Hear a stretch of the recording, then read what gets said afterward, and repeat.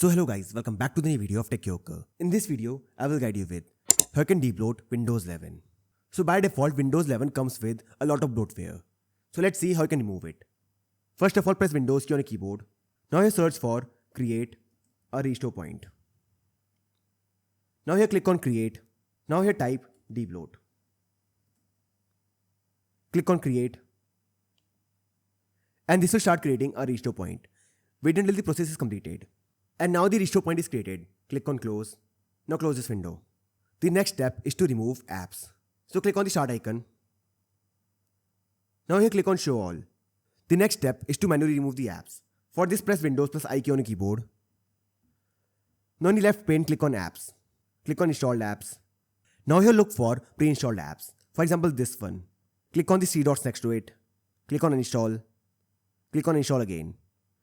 And this will start installing the app. In a similar way, you can remove all the pre-installed apps and games. Now after this, disable startup apps. For this press Ctrl plus Shift plus Escape key on your keyboard. This will open Task Manager. Here on the left pane, click on startup apps. Now here select the app you want to disable. For example, this one. Click on disable. And this will disable it. In a similar way, disable all the unnecessary apps. So in these 3 steps, you can remove the bloatware and debloat Windows 11. So I hope you find this video useful. And if you do, then don't forget to like this video and subscribe my channel.